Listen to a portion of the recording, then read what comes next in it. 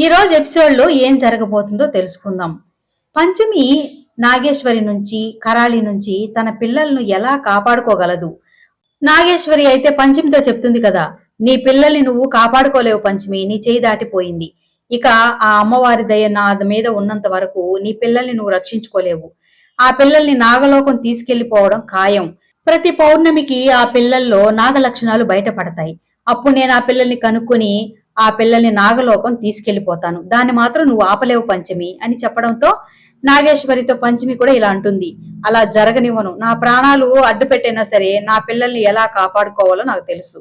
నా పిల్లల్ని నాగలోకానికి తీసుకువెళ్ళనివ్వను. నేను ఎంత శక్తినైనా ఎదుర్కొంటానని తను చెప్తుంది. కానీ నాగేశ్వరి మాత్రం ఆశలు పెట్టుకోవద్దు పంచమి, ఇక నీ పిల్లల మీద నువ్వు ఆశ వదిలేసుకో. ప్రతి పౌర్ణమికి నీ పిల్లల్ని నువ్వు కాపాడుకోలేవు పంచమి. ఏదో ఒక పౌర్ణమి రోజు నేను నాగలోకానికి తీసుకెళ్లిపోవడం ఖాయం. అదే జరగబోయేది అని చెప్పి నాగేశ్వరి అక్కడి నుంచి వెళ్ళిపోతుంది. దీర్ఘంగా ఆలోచిస్తున్న పంచమిని చూసి మోక్ష, ఏంటి పంచమి, ఇంకా గుడిలో జరిగిన సంఘటన గురించి ఆలోచిస్తున్నావా? అలా ఏం జరగదులే, శివయ్య నీకు తోడుగా ఉన్నాడు కదా, నీకోసం ఏం తెచ్చానో చూడు అని ఒక చిన్న శివలింగాన్ని తీసుకొచ్చి పంచమికిస్తాడు. ఈ శివయ్య నీకు తోడుగా ఉంటే నిన్ను ఎవరు ఏం చేయలేరు పంచమి, నీకు కూడా ధైర్యంగా ఉంటుంది కదా అని అంటాడు.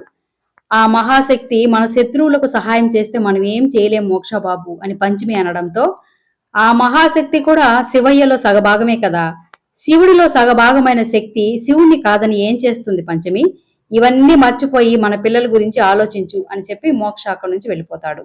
చిత్ర తన ఫ్రెండ్తో ఫోన్లో మాట్లాడుతూ ఇంట్లో విషయాలన్నీ తన ఫ్రెండ్కి చెప్పుకుంటూ ఉంటుంది. నా కూతురు ఈ ఆస్తి మొత్తానికి వారసురాలవుతుంది అని నేను ఆశపడితే పిల్లలంటే ఇష్టం లేని జ్వాల ఏమో కొడుకును కనేసింది. పిల్లలే పుట్టరు అనుకున్న పంచమికేమో కవల పిల్లలు పుట్టారు. ఇప్పుడు ఆస్తిలో వాటాలు ఎక్కువైపోయినాయి అని చెప్తుంది. తన ఫ్రెండ్ అడుగుతూ ఉంటుంది, పిల్లలు పుట్టకుండా ఉండడానికి టాబ్లెట్స్ తెప్పించి వాళ్ళిద్దరికి పాలల్లో కలిపిస్తానని చెప్పావు కదా, మరి కలిపి ఇవ్వలేదా అని అడగడంతో, అయ్యో దాని గురించి ఎందుకు చెప్తావులే, చెప్తే నవ్వకుండా ఉంటే చెప్తాను అంటుంది. సరే చెప్పు అని తను అడగడంతో ఇక జరిగిన విషయాన్నంతా తన ఫ్రెండ్కి చెప్తూ ఉంటుంది. తన ఫ్రెండ్ సహాయంతో పిల్లలు పుట్టకుండా ఉండడానికి టాబ్లెట్స్ ని ఆన్లైన్ లో కొనుగోలు చేసిన చిత్ర జ్వాలకి పంచమికి పాలల్లో కలిపి ఇవ్వడానికి ప్రయత్నం చేస్తూ ఉంటుంది.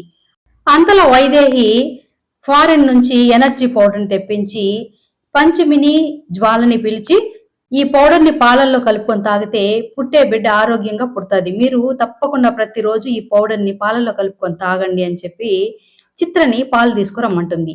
చిత్ర వెళ్లి 2 గ్లాసుల పాలు తీసుకొస్తే వాళ్ళ ముందే ఆ పౌడర్ ని కలిపి వాళ్ళకి ఇవ్వడంతో వాళ్ళు తాగుతారు. ఇక నుంచి రోజు తాగమని చెప్తుంది. ఈ పౌడర్ ని పాలల్లో కలిపి రోజు నేను మర్చిపోకుండా వాళ్ళిద్దరికి నేను ఇస్తాను అత్తయ్య అని చిత్ర చెప్తుంది. వైదేహి కూడా సరే చిత్ర, మర్చిపోకుండా రోజు కలిపి అని చెప్తుంది. మరుసటి రోజు వైదేహి 2 గ్లాసుల నిండా పాలు తీసుకొచ్చి ఆ పౌడర్ కలిపి టేబుల్ మీద పెట్టి వాళ్ళిద్దరిని పిలుస్తుంది. చిత్ర, జ్వాల, పాలు కలిపి పెట్టాను తాగండి అని చెప్పి తను అక్కడి నుంచి వెళ్ళిపోతుంది.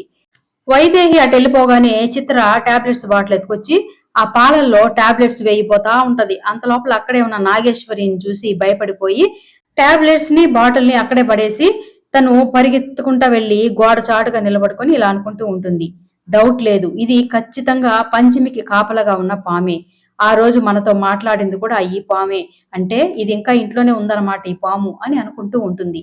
అంతలో పంచమి వచ్చి ఆ పాలను ఎత్తుకొని తాగబోతూ ఉంటుంది. నాగేశ్వరి నేరుగా వంట రూమ్ లోకి వెళ్లి అక్కడ గిన్నెలు పడ్డ శబ్దం చేయడంతో పంచమి పాలు తాగకుండా ఆడ పెట్టేసి తన వంట రూమ్ లోకి వెళ్ళి చూస్తూ ఉంటుంది ఏం జరిగిందా అని.